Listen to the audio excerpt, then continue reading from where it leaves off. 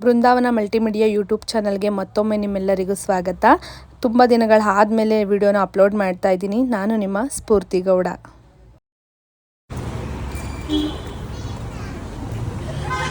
ನಾಯಿ ತಿರುಗ್ತವಳೆ ಲೊಕೇಶನ್ ಗೊತ್ತಾಗ್ತೀರಾ, ನನ್ನ ಕಾಲೆಲ್ಲ ನೋವು ಬಂದ್ಬಿಡ್ತು. ಕಾಲೆಲ್ಲ ನೋಯಿಸ್ಕೊಂಡು ಫೈನಲಿ ಲೊಕೇಶನ್ನ ನಾವು ರೀಚ್ ಆದೋ.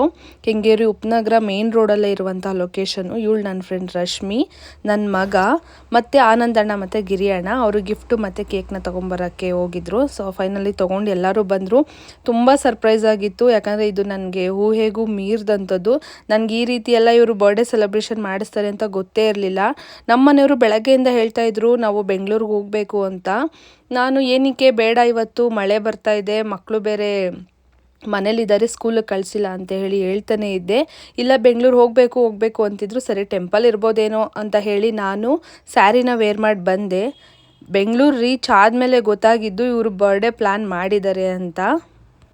ನಮ್ಮನೆಯವರು ಈ ರೀತಿ ಬರ್ಡೇ ಸೆಲೆಬ್ರೇಷನ್ ಮಾಡ್ತಾರೆ ಅಂತ ನಾನು ನಿಜವಾಗ್ಲೂ ಅಂದ್ಕೊಂಡಿರಲಿಲ್ಲ.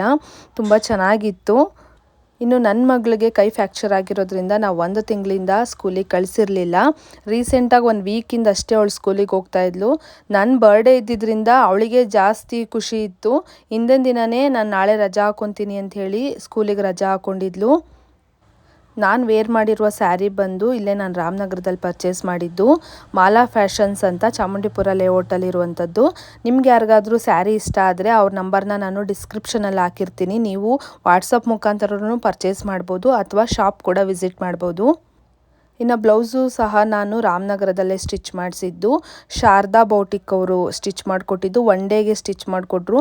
ಸ್ಯಾರಿ ಬ್ಲೌಸ್ ಎರಡೂ ತುಂಬ ಚೆನ್ನಾಗಿ ಕಾಣಿಸ್ತಾ ಇತ್ತು ನನಗೆ. ಇನ್ನು ನಮ್ಮನೆಯವರು ನನಗಿಷ್ಟ ಅಂಥೇಳಿ ಪೈನಾಪಲ್ ಫ್ಲೇವರ್ ಕೇಕ್ನ ರೆಡಿ ಮಾಡಿಸಿದ್ರು. ಅದು ಕೂಡ ಎಗ್ಲೆಸ್ಸು. ನನ್ನ ಫ್ರೆಂಡು ರೆಡ್ ವೆಲ್ವೆಟ್ ಮಾಡಿಸಿದ್ಲು.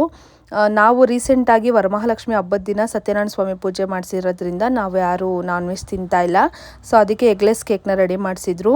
ನಮಗಿಂತ ಜಾಸ್ತಿ ನಮ್ಮ ಮಕ್ಕಳಿಗೆ ತುಂಬ ಖುಷಿ ಇತ್ತು, ಯಾಕಂದರೆ ಅಲ್ಲಿ ಫುಲ್ಲು ಬಲೂನ್ಸ್ ಇತ್ತು. ನನ್ನ ಮಗನಿಗೆ ಈಗ 2.5 ವರ್ಷ. ಅವನಿಗಂತೂ ಆ ಜಾಗದಲ್ಲಿ ಆ ಬಲೂನ್ಸ್ ಎಲ್ಲ ನೋಡಿ ತುಂಬ ಖುಷಿಯಾಗಿತ್ತು.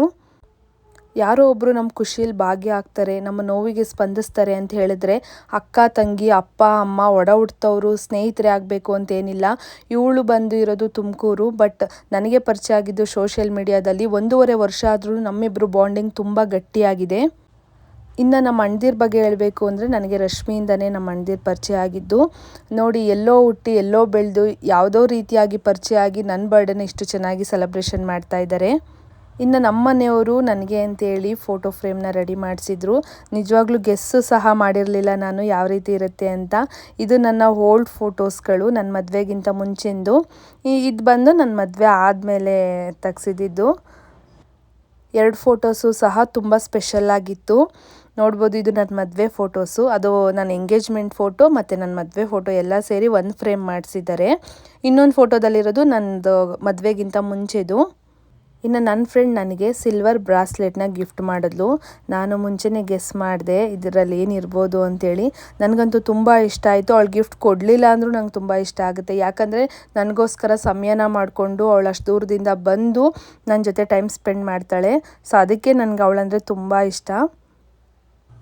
ಇನ್ನು ಬ್ರಾಸ್ಲೆಟ್ನ ಅವಳೇ ಹಾಕಿದ್ಲು ಕೈಗೆ. ಇಬ್ಬರು ಸೇರಿ ಫೋಟೋಗಳನ್ನ ತೆಗೆಸ್ಕೊಂಡು ಅದಾದಮೇಲೆ ತುಂಬ ಟೈಮ್ ಸ್ಪೆಂಡ್ ಮಾಡ್ದು ಅಲ್ಲಿ. ತುಂಬ ದಿನಗಳಾಗಿತ್ತು ನಾವು ಆ ರೀತಿ ಟೈಮ್ನ ಸ್ಪೆಂಡ್ ಮಾಡಿ, ಯಾಕಂದರೆ ಒಬ್ಬೊಬ್ಬರು ಒಂದೊಂದು ಕೆಲಸದಲ್ಲಿ ಬ್ಯುಸಿ ಇರ್ತಾರೆ. ಎಲ್ಲರೂ ಒಂದು ಒಟ್ಟಿಗೆ ಗೂಡಬೇಕಂತ ಹೇಳಿದ್ರೆ ಇಲ್ಲ ಹಬ್ಬ ಹರಿದಿನಗಳು ಬರಬೇಕು ಅಥವಾ ಏನಾದರೂ ಸೆಲೆಬ್ರೇಷನ್ಸ್ಗಳು ಬರಬೇಕು. ಸೊ ನನಗಂತೂ ತುಂಬ ಖುಷಿ ಆಯಿತು. ಇದೆಲ್ಲ ಆದಮೇಲೆ ಸಾಂಗ್ಗಳು ಹಾಕಿ ಡ್ಯಾನ್ಸ್ ಮಾಡೋದಕ್ಕೆ ಸ್ಟಾರ್ಟ್ ಮಾಡಿದ್ರು.